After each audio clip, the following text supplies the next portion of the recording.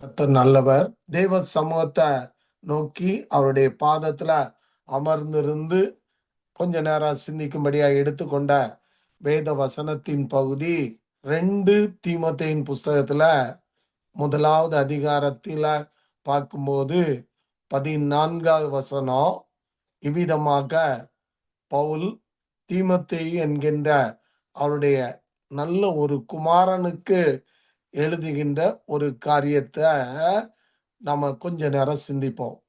அதுல பவுல் எழுதுற காரியம் என்னன்னா, உன்னிடத்தில் ஒப்புவிக்கப்பட்ட அந்த நற்பொருளை நமக்குள்ளே வாசம் பண்ணுகிற பரிசுத்த ஆவியினாலே காத்துக்கொள் என்று சொல்லி பவுல் இந்த இடத்துல மிக அருமையா எழுதி இருப்பத நாம பார்க்கிறோம். இங்க ஆரம்பிக்கும் போது அவர் எழுதுறாரு ஒருமையில உன்னிடத்தில் சொல்லி அவர் ஆரம்பிச்சுட்டு பின்னால அவர் எழுதும்போது பன்மையில எழுதுறாரு. உன்னிடத்தில்னு சொல்லி ஆரம்பிக்கிறாரு. ஆனா பின்னால பார்க்கும்போது நமக்குள்ளே வாசம் பண்ணுகிறார்.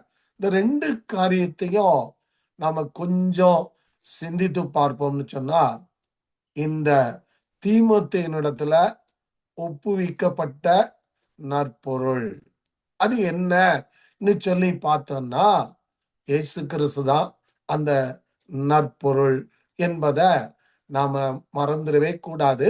நாம அறிந்திருக்கிற சத்தியம்தான், தெரிந்து கொண்ட சத்தியம்தான்.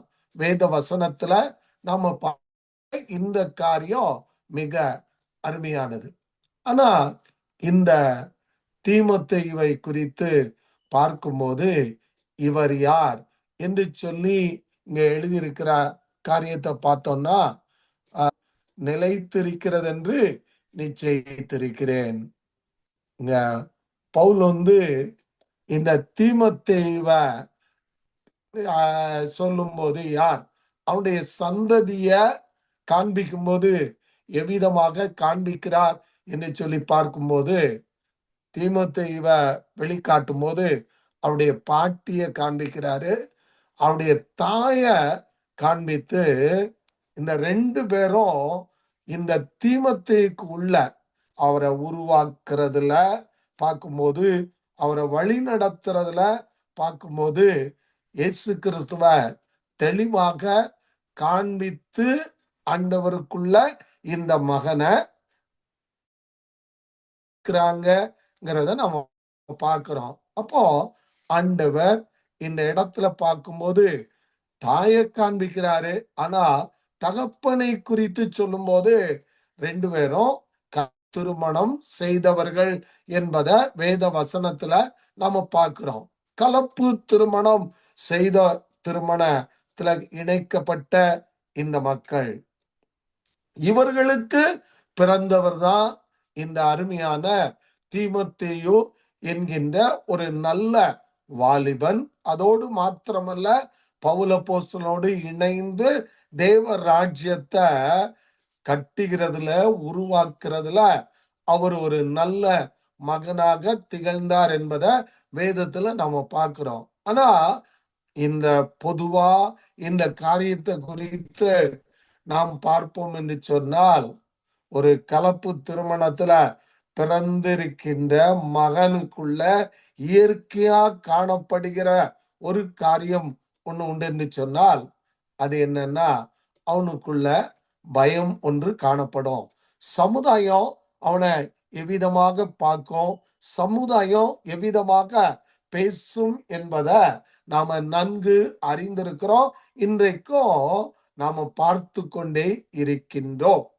ஆனா இந்த தள்ளப்பட்ட சூழ்நிலையில பயத்தின் ஆவியில பிறந்த இந்த மகனுக்குள்ள பயமுள்ள ஆவி இருக்குதுங்கிறத 7வது வசனத்துல பார்க்கும்போது, தேவன் நமக்கு பயமுள்ள ஆவியை கொடாமல் பலமும் அன்பும் தெளிந்த புத்தியும் உள்ள ஆவியையே கொடுத்திருக்கிறார் என்று சொல்லி இந்த இடத்துல பவுல் பவுல் இந்த தீமோத்தேயுக்கு ஞாபகப்படுத்துகிறார்.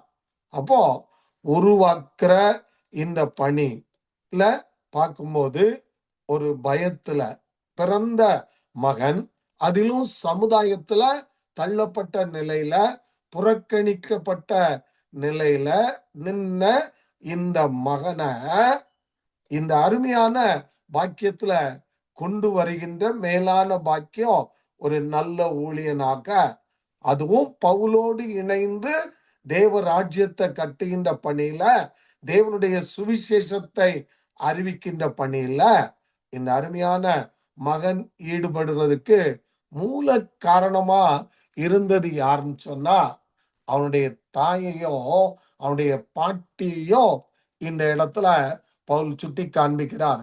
அப்போ ஒரு மனிதன், பயத்துல பிறந்திருக்கிற மனிதன், தள்ளப்பட்ட சூழ்நிலையில மற்றவங்க எல்லாம் அவனை நேசிக்காத ஒரு சூழ்நிலையில நின்னாலும் ஆண்டவர் அவனை நேசிப்பதோடு மாத்திரம்ல, ஆனா அவனுடைய மூதாதையர் தாயையும் அவனுடைய பாட்டியும் காண்பித்து அவனுக்குள்ள நற்பொருளை, விசுவாசத்தை உறுதிப்படுத்தி இயேசு கிறிஸ்துவ காண்பித்து அவருடைய வேத வசனங்களை காண்பித்து இந்த மகனை உருவாக்கி இருக்கிறாங்க என்பதை இந்த அருமையான அதிகாரத்தின் மூலமா பவுல் அப்போஸ்தலன் சுட்டி காண்பிக்கிறார். இன்னைக்கு தேவன் நம்மை நம்பி கொடுத்த குடும்பத்துல, இன்னைக்கு கொடுத்த குடும்பத்துல பார்க்கும்போது நமக்கு ஒப்புவிக்கப்பட்ட பொருள்ல நான் எவ்விதமாக காத்து கொள்கிறேன் என்பதை நாம சிந்தித்து பார்க்க அழைக்கப்பட்டிருக்கிறோம். கடந்த வாரத்துல அருமையான அண்ணன் விக்டர் சித்தர் அண்ணன் பேசும்போது பிரியமானவன் என்ற தலைப்புல அருமையா தானியேலை குறிச்சு அவங்க சொல்லும்போது, நான் அந்த செய்தியை கேட்கும் போது என்னுடைய மனதுக்குள்ள வந்தது எல்லாமே என்னுடைய பாட்டி, எங்க அம்மாவுடைய அம்மா. அவங்க சிறு பிள்ளைகளாக நாங்க இருக்கும்போது எங்களுக்கு முன்னால காண்பித்த காரியம் என்னன்னா, இந்த தானியேல் என்கின்ற தேவ மனிதனை காண்பித்து கதை மாதிரி அழகா சொல்லி கொடுத்ததோடு மாத்திரம்ல, அதுக்கு அடுத்து பார்த்தோம்னா மென்னே மென்னே தெக்கேல் உப்பார்சின் என்ற இந்த வசனத்தையும் சுட்டி காண்பித்து அந்த வரலாற்றை அன்னைக்கு அவங்க அருமையா சொல்லி கொடுத்தாங்க. அது இன்றைக்கும் என்னுடைய மனதுல இருக்கிறத நான் இன்னைக்கும் உணர்வதை நான் அறிகின்றேன். ஆனா இன்னைக்கு பார்க்கும்போது என் சந்ததிக்கு, கர்த்தர் எனக்கு கொடுத்த இந்த சந்ததிக்கு நான் அபிதமா செயல்படுகிறேன் நான் என்று சொல்லி எண்ணி பார்த்தேன்னா, என் சந்ததிக்கு கொடுக்கறதுல கொஞ்சம் இந்த ஹிஸ்டரிலாம் சொல்லல, ஆனா வசனத்தை வார்த்தைய காண்பிக்கிறதுக்கு தேவன் கிருபை பாராட்டி இருக்கிறார். அப்போ இந்த அருமையான மாலை வேளையில நாம சிந்திக்கிறோம், என் சந்ததி கர்த்தருக்குள்ள உருவாக்கப்படணும், என் சந்ததி கர்த்தருக்குள்ள வழி நடத்தப்பட வேண்டும் என்று சொன்னால், தேவன் என்னிடத்துல எதிர்பார்க்கிற ஒரு காரியம் எனக்குள்ள இருக்கிறத நான் பாஸ் பண்ணணும். எனக்குள்ள இருக்கிற நல்ல காரியத்தை நாம் பாஸ் பண்ணணுங்கிறத நாம சிந்திக்க, செயல்படுத்த அழைக்கப்பட்டிருக்கிறோம். இங்க இந்த தீமோத்தேயு ஒரு நல்ல ஊழியனாக, நல்ல ஒரு ஊழியக்காரனோடு தொடர்பு கொள்வதற்கு இணைந்து நிற்கிறானா, அவனுடைய பாட்டியும் அவனுடைய தாயாரும். ஆனா தகப்பனை குறித்து சொல்லப்படவில்லை. அப்போ இந்த பவுல் இந்த அருமையான மகனை சுட்டி காண்பிக்கிறது காரியம், உனக்குள்ள இயேசு இருக்கிறார், உனக்குள்ள இயேசுசாமி இருக்கிறார், அவர் யார் என்பதை நீ அறிந்திருக்கிற, பெற்று கொண்டிருக்கிற. ஆகையினால நீ என்ன செய், அத காத்துக்கொள் என்று சொல்லி மிக அருமையாக சுட்டி காண்பிக்கிறத நாம் பார்க்கிறோம். சமீப நாட்களில நம்முடைய மாநிலத்தினுடைய கவர்னர் நம்மகிட்ட பேசும்போது நம்முடைய பேராயர் கால்டுவெல குறித்து, போப்ப குறித்தெல்லாம் தவறான தகவல்களை சொல்லி பிராபகண்டா பண்ணுகின்ற பொழுது ஒரு நாள் தேவனுடைய வார்த்தைய ஆர்சி ஃபாதர் வர்கீஸ் என்று சொல்லக்கூடிய ஒரு அருமையான ஃபாதர், வேத வசனங்களை தெளிவாக காண்பிக்கக்கூடிய மனிதர், அவர் பேசுகின்ற பொழுது ஒரு காரியத்தை சுட்டி காண்பித்தார். ஒரு மனிதனை நீ அழிக்க வேண்டும் என்று சொன்னால் நீ செய்ய வேண்டிய காரியம் என்னன்னா, அவனிடத்துல இருக்கிற நல்ல காரியங்களை மறைத்திரு, அவனிடத்துல காணப்பட்ட நல்ல குணங்களை மாற்று. நீ அப்படி மாற்றிட்டன்னா நிச்சயமா அந்த சமுதாயம் அழிஞ்சு போகும்னு சொல்லி அந்த ஃபாதர் தெளிவா பேசுகின்ற பொழுது என்னுடைய மனதுக்குள்ளாக காணப்பட்ட ஒரு காரியம், ஆண்டவரே, போப்ப குறிச்சு கால்டுவல் பேராயரை குறித்து இந்த மனிதன் பேசுகின்றான் என்று சொன்னால், இந்த போப், இந்த கால்டுவல் அந்த பகுதியில செய்த நற்காரியங்கள் நல்ல சந்ததிகளை உருவாக்கி இன்னைக்கு உலகமெல்லாம் இந்த சந்ததி நின்று நல்ல உயர்ந்த நிலையில நிற்கும் போது இதை அழிக்கணும்னா இந்த போப்பை குறிச்சும் இந்த கால்டுவலை குறிச்சும் தப்பான காரியத்தை பிராபகண்டா பண்ணு, மக்களுக்குள்ள அனுப்பிவிடு.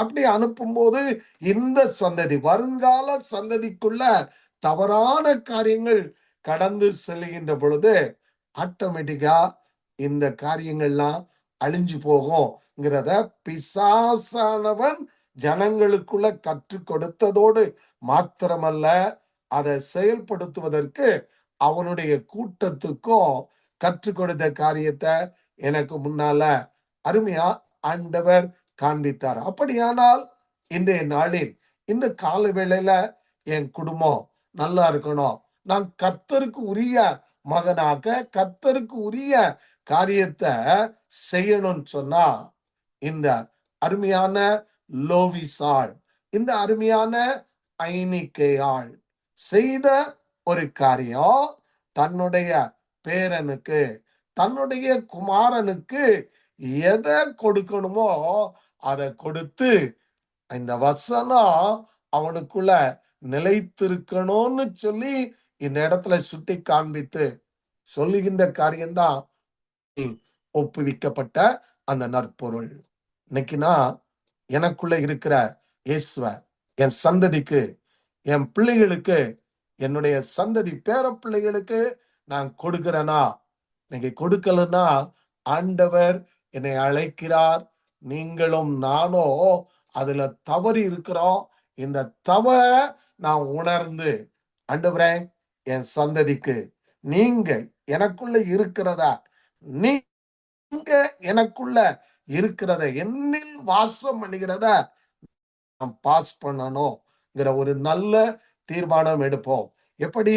என்னுடைய ரத்தனம் பாட்டி எவ்விதமாக எவ்விதமாக தனக்கு அவங்க முன்னோர் கற்றுக் கொடுத்தத, தான் அறிந்தத, இயேசு கிறிஸ்துவ உள்ளத்துல வைத்தத பேர பிள்ளைகளுக்கு, எனக்கு மாத்திரம் இல்ல, அவங்க பேர பிள்ளைகள் எல்லாருக்கும் சொல்லி கொடுத்த காரியங்கள்லாம் உண்டு. தானியேலே தானியேலேன்னு சொல்ற காரியங்கள்லாம் மிக அருமையானது.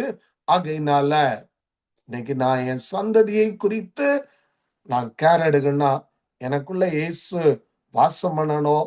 இந்த இயேசுவ நான் என்னுடைய தலைமுறைக்கு கொடுக்கிறவனாக காணப்பட வேண்டும் என்று சொல்லி ஆண்டவர் விரும்புகின்றார். நிச்சயமாகவே நான் இந்த செய்திய ஆயத்தப்படுத்தல.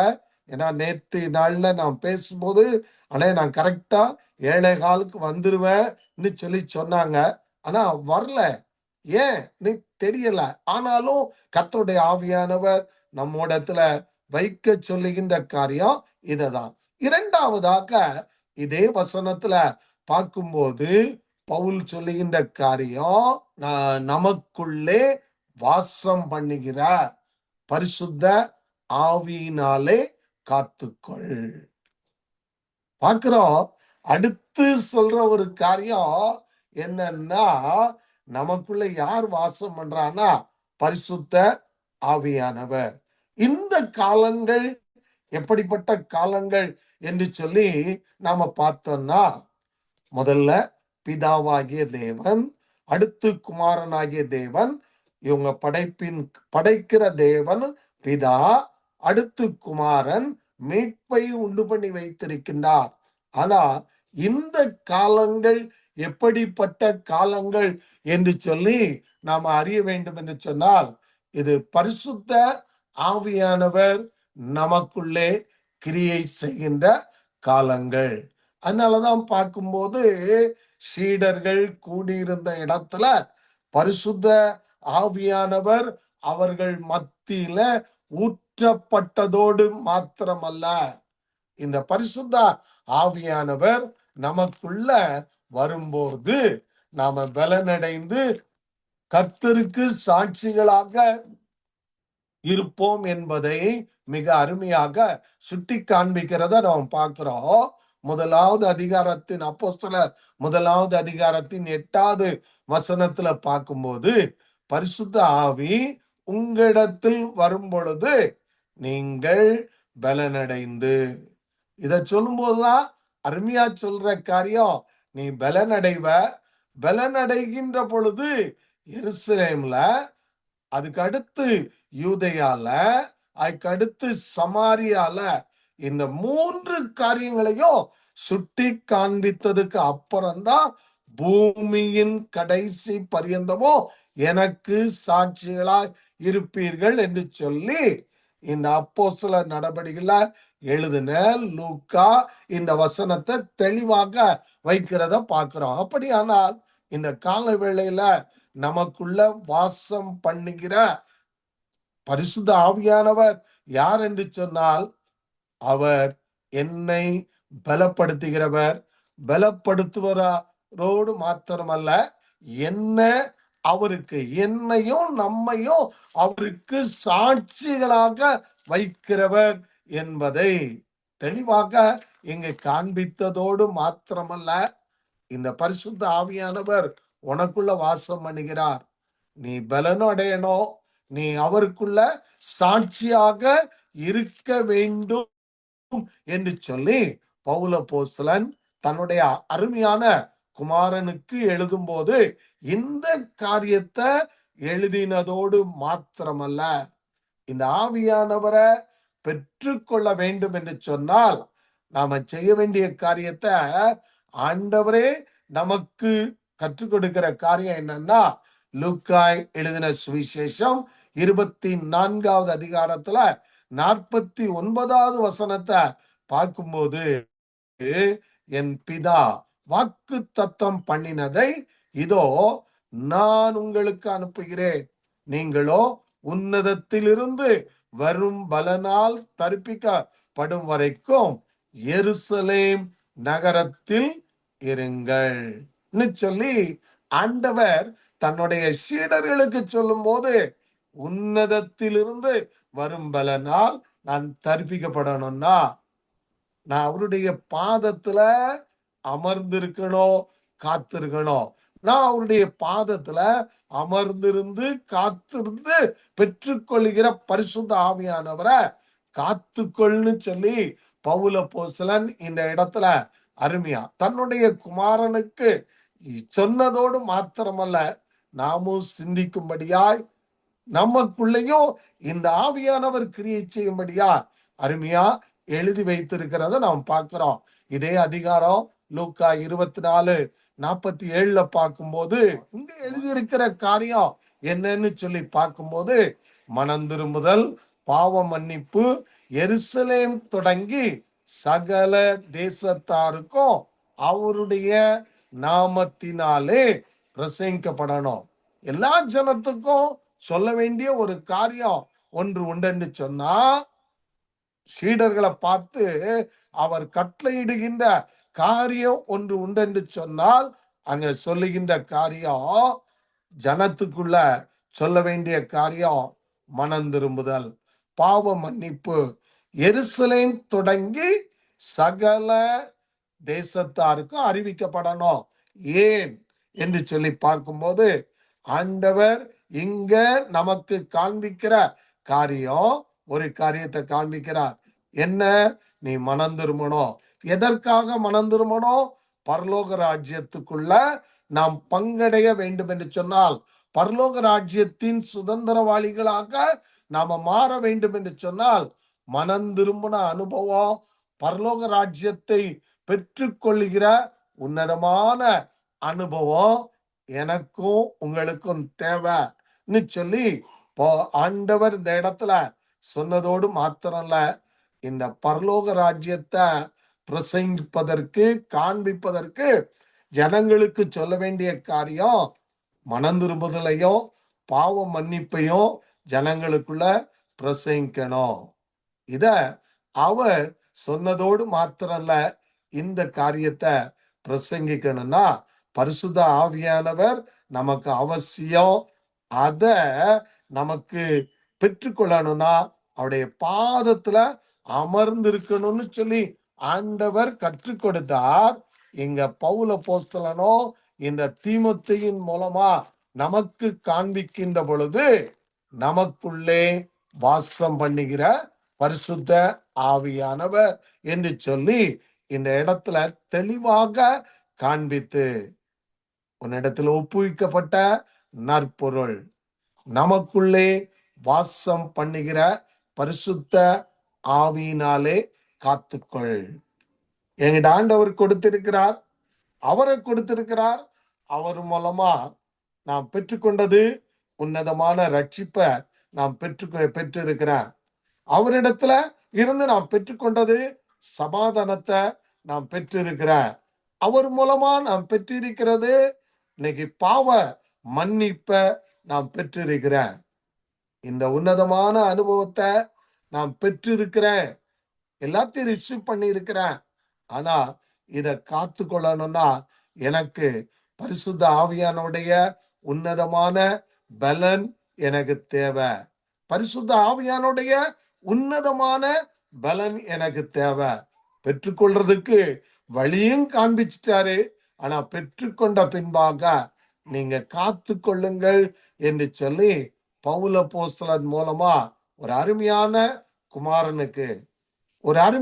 குமாரனுக்கு அவர் சொல்லுகின்ற ஒரு ஆலோசனை இன்றைய நாளின் இந்த மாலை வேளையில நாம சிந்திக்கிறோம். இன்றைக்கு அமெரிக்க தேசம் நன்றி செலுத்துகிற நாளை கொண்டாடுது. ஆனா நன்றி எப்படி செலுத்துறாங்கன்னா, பெரிய கூட்டம் எங்கேயோ போய் அவங்க இஷ்டத்துல இருக்கிறாங்க, தேவ சமூகத்துக்குள்ள இல்ல. ஏன் என்று சொன்னா, இயேசு இல்லாத ஒரு வாழ்க்கை இன்னைக்கு வாழ்கின்ற ஜனம் எங்கேயோ இருக்குது. ஆனா ஒரு சின்ன கூட்டம், ஒரு சின்ன சர்ச்சஸ்ல, ஒரு சில இடங்கள்ல நம்முடைய பிள்ளைகள் போன இடத்துல நன்றி செலுத்துகின்ற ஆராதனைகள் நடைபெறுகின்றன. ஆண்டவருடைய சமூகத்தை நோக்கி பார்ப்போம், அவருடைய பாதத்துல அமர்ந்து இருக்கிறோம். என்னிடத்தில் ஒப்புவிக்கப்பட்ட பொருள் என் குடும்பத்தை வழி நடத்த, என் சந்ததிய வழி நடத்த, எனக்குள்ள நான் பெற்றுக்கொண்ட, நான் அனுபவிக்கிற இந்த உன்னதத்தை என் சந்ததிக்கு நான் சரியா பாஸ் பண்ணியிருக்கிறேனா? பாஸ் பண்ணலன்னா இன்னைக்கு ஆண்டவர் நம்மை அழைக்கின்றார், நீங்க பாஸ் பண்ணுங்க, நீங்க கொடுங்க. நீங்க கொடுக்கலன்னா யார் கொடுக்க முடியும்? ஒரு நல்ல ஒரு ஊழியக்காரனாக தீமோத்தேயு இன்னைக்கு எந்திரிச்சு நிக்கிறாருன்னா, இன்னைக்கு அவருக்கு அவருடைய தாயார், அவருடைய பாட்டி செய்த காரியங்கள் இன்னைக்கு அவங்களுக்குள்ள இருந்தபடியினால் தீமோத்தேயு ஒரு ஊழியனாக நீங்க எந்திரிச்சு நின்னாரு. அதுக்கு அடுத்து பார்க்கும்போது அவர் இணைந்த பவுல் அப்போஸ்தலனும் அவரை குறித்து சொல்லும் போதே, பவுலே, தீமோத்தேயுவே, உனக்குள்ளேயும் எனக்குள்ளேயும் பரிசுத்த ஆவியானவர் இருக்கிறார். இந்த பரிசுத்த ஆவியானவரை நான் பெற்றிருக்கிறோம். அவருடைய பாதத்துல அமர்ந்திருந்து நான் ரட்சிக்கப்பட்டிருக்கிறேன், நான் மனம் திரும்பி இருக்கிறேன், நான் பாவ மன்னிப்பு பெற்றிருக்கிறேன், நான் பரிசுத்த ஆவியினால காத்து கொண்டதோடு மாத்திரமல்ல, மற்றவர்களுக்கு கொடுத்து ஒரு சந்ததிய கர்த்தருக்கென்று உருவாக்க வழி நடத்த என்னை தருகிறேன் என்று சொல்லி அர்ப்பணிக்கிற கூட்டத்தை ஆண்டவர் தேடி வந்திருக்கிறார். ஆண்டவரே, இந்த கால வேளையிலும் என்னை அழிக்க நினைக்கிற எனக்குள்ள இருக்கிற இயேசுவ அழிக்க நினைக்கிற பிசாசானவன் எனக்கு முன்னால இருக்கிறான். ஒருத்தனை அழிக்கணும்னா அவனுக்குள்ள இருக்கிற நல்ல காரியத்தை அழிச்சிட்டேன்னா அவன் ஆட்டோமேட்டிக்கா அழிஞ்சிருவான். இத இன்னைக்கு உள்ள ஊழியக்காரர் மூலமா நமக்கு ஆண்டவர் கற்றுக் கொடுக்கிறார். நமக்குள்ள இருக்கிற இயேசுவை அழிக்கிறதுக்கு பிசாசானவன் வருகிறான். ஆனா பவுல் மூலமா கால வேளையில ஆண்டவருடைய ஆவியானவர் கற்றுக் கொடுக்கிற காரியம், நீ காத்துக்கொள், நீ காத்துக்கொள். யார் மூலமா? பரிசுத்த ஆவியானவர் மூலமா காத்துக்கொள். இந்த அருமையான மாலை நேரத்திலும் கூடி இருக்கிறோம். ஆண்டவரே, ஆண்டவரே, உம்முடைய பாதத்துல அமர்ந்திருக்கிறேன். எனக்கு உம்மை காண்பித்த, உம்மை கொடுத்த உம்முடைய ஊழியர்களுக்காக, உம்முடைய ஊழியர்களுக்காக நன்றின்னு சொல்லுவோம். நம்முடைய பெற்றோருக்காக, நம்முடைய தாத்தா பாட்டிக்காக ஆண்டவருக்கு நாம நன்றி செலுத்துவோம். அவங்க கற்றுக் கொடுத்தாங்க. கற்றுக் கொடுத்ததுல நான் நிலைத்திருக்கிறேனா? நிலைத்திருக்கலன்னா, ஆண்டவரே, என்னை மீண்டுமா நான் தருகிறேன். நான் எனக்கு என் முன்னோர் கற்றுக் கொடுத்த உம்முடைய அன்பில நிலைத்திருக்க என்னை தருகிறேன் ஆண்டவரே, என்ன ஒப்பு கொடுக்கிறேன் சுவாமின்னு சொல்லி நம்மை அர்ப்பணிப்போம். அதோடு எனக்குள்ள வாசம் பண்ணுகிற பரிசுத்த ஆவியானவர், அவரிடத்திலிருந்து நான் பெற்றுக்கொண்ட, இயேசு கிறிஸ்துவனிடத்திலிருந்து நான் பெற்றுக்கொண்ட உன்னதமான ரட்சிப்ப, மீட்ப, பாவ மன்னிப்ப நாம் பெற்றுக்கொண்டதோடு மாத்திரமல்ல, பகிர்ந்தளிக்க காத்துக்கொள்கிற உன்னதமான கிருபையை எனக்கும் எங்களுக்கும் தாரும் என்று சொல்லி நம்மை ஆண்டவருடைய கரத்துல ஒப்பு கொடுப்போம்.